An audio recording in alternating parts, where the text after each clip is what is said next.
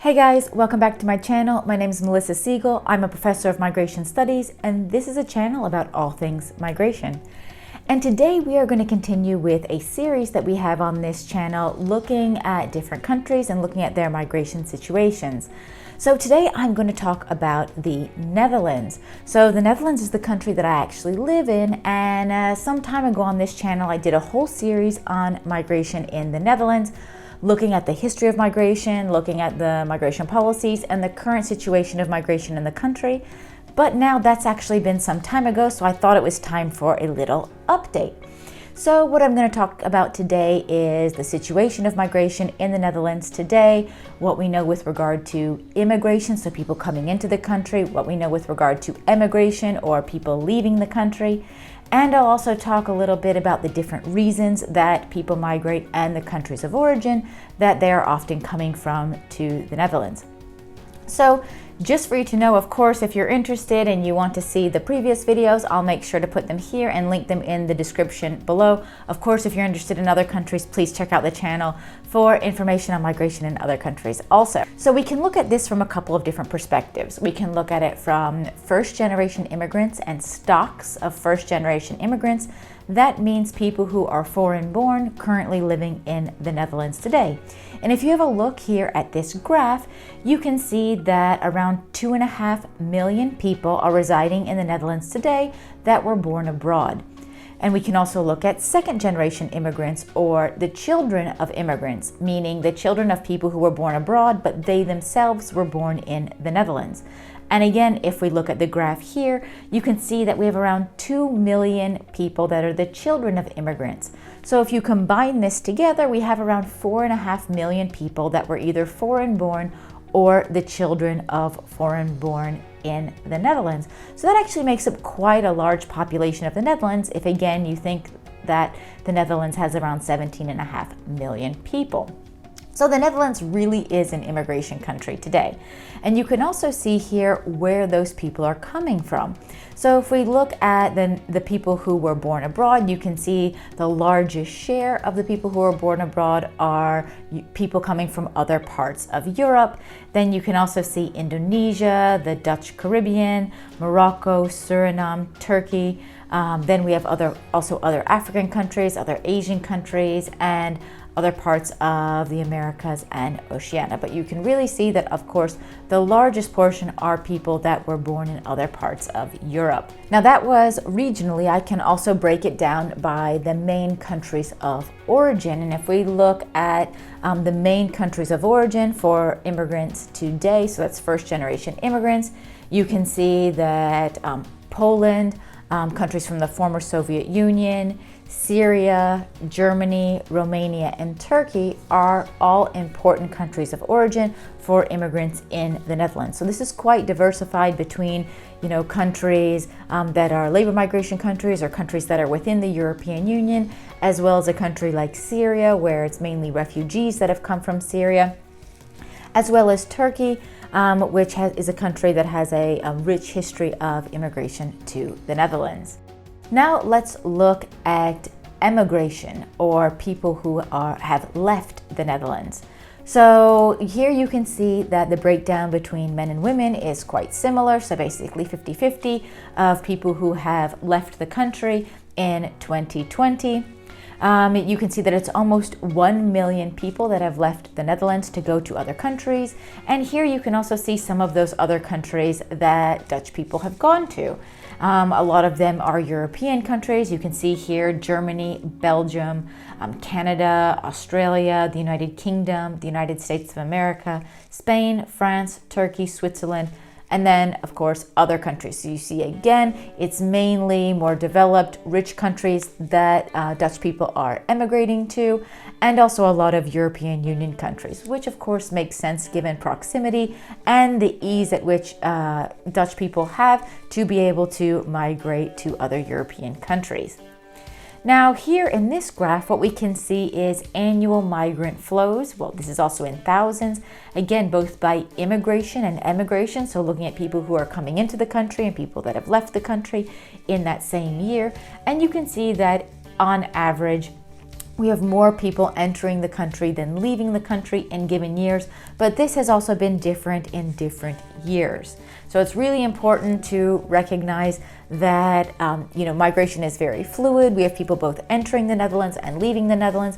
And what you can also see here is the kind of green line is net migration. So that is looking at the number of people who have left the country and the number of people that have entered the country. And you can see that on average, more people enter than leave.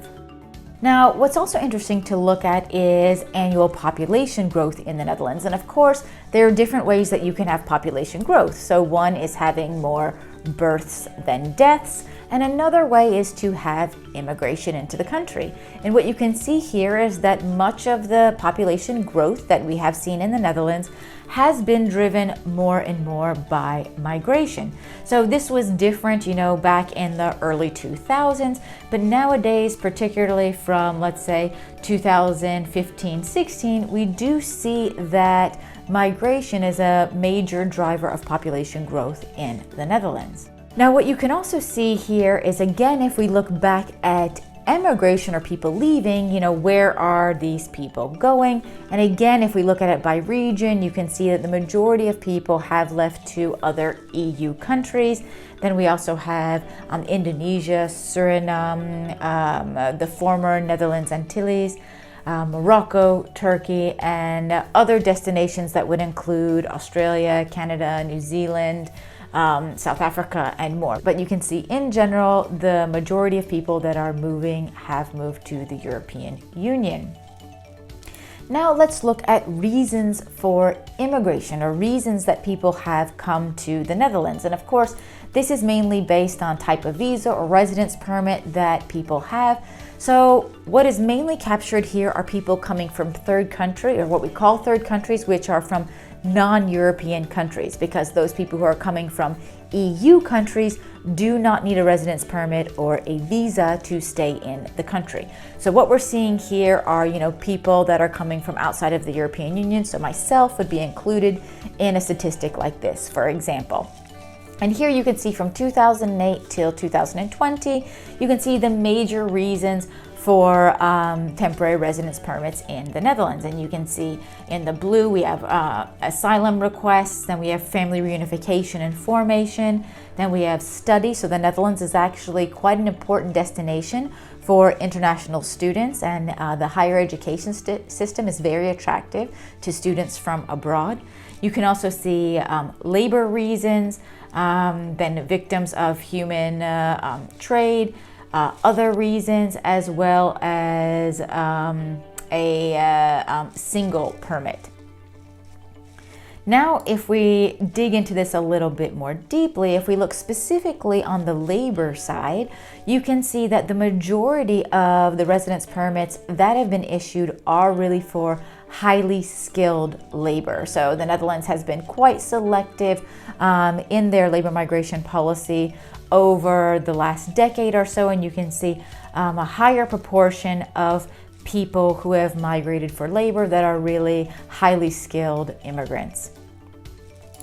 Now, if we look at asylum, I think most of you, or many of you, will know that there was really a clear uptick in the number of asylum seekers in the Netherlands around 2014, 15, and 16, particularly in 2015. Here you can see the total number of asylum requests and family members of asylum seekers. You can also see an uptick again in 2021. And of course, now in 2022, we're also seeing an uptick again, particularly with people coming from Ukraine.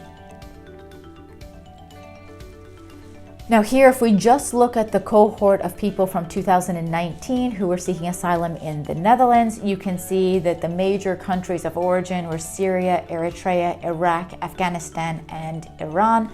And you can also see that in general, there were more men than women that were seeking asylum in the Netherlands in 2019. Of course, things have changed a little bit now, particularly with the situation of Ukrainians in the Netherlands, which I will come back to. What you can also see here is very clearly net migration by country of birth when we're looking specifically at different refugee groups. Again, the major refugee groups here being Afghans, Eritreans, Iraqis, Iranians, Somalis, and Syrians, and you can see that Syrians were the major group in more recent times. Now, let me just skip ahead since we do have a quite new and unprecedented situation in the Netherlands with the Ukrainian situation. If you're interested specifically in a Ukraine video and the EU response to that, you can check out my other videos on that, but I'm just going to talk about the Netherlands right now. So prior to the current situation, or prior to the 24th of February when Russia invaded Ukraine, we only had a few thousand Ukrainians in the Netherlands. Now, by the end of April, we already had upwards of 25,000 Ukrainians in the Netherlands. Now, I hope this video, of course, will just give you a quick look at the situation of Ukrainians in the Netherlands today, and be sure to check back on this channel more regularly with regard to updates on the situation, not only in the Netherlands, but specifically with Ukrainian migration and more. Because of this directive that was triggered, it means that in general, Ukrainians can go anywhere they would like in the European Union, and they get directly access to a one-year residence permit. They have the right to work, the children have the right to go to school, and they have the right to services in any European country. Of course, that also includes the Netherlands. And here we can basically see inhabitants coming from the Ukraine before the current situation. So this is as of January 2022. You can see the majority of Ukrainians were in more North and South Holland in the Netherlands. But this situation has changed quite a bit now since the situation starting in late February. Now you can see here the immigrants from the Ukraine that were registered between the 24th of February and the 7th of April. And you can see that it is mainly women. Women and children. Of course, this has to do with also some of the policies within Ukraine that men of fighting age are not supposed to be able to leave the country because they are supposed to stay and fight. So we are seeing a very specific demographic situation now in the Netherlands. And here again, if you see a map of the Netherlands, you can see now that we have Ukrainians spread all over the Netherlands. So we are seeing now many more Ukrainians in the Netherlands than we had previously, and we can expect this to also increase. Now, I hope this video just gave you a quick update on the migration situation in the Netherlands today, where migrants have come from, where they're going to, net migration rates, so the fact that the Netherlands receives more immigrants than it sends out, and that, of course, we have a new situation of more and more Ukrainians coming to the Netherlands. Now, I will try to keep you updated on the situation of Ukraine in other videos, so please do check those out. Of course, if you would like to add here, I know there are plenty of migration experts that watch these videos. I would love to have you comment in the chat, add some updated information whenever you have it. Of course, the point of this channel is to be as useful as possible for everyone, and to be as accessible as possible. So if this video was helpful for you, please give it a thumbs up. Be sure to subscribe to the channel and hit that notification bell so you don't miss any of my videos that I upload every week on different migration issues. And I definitely hope to see you next time. Bye-bye.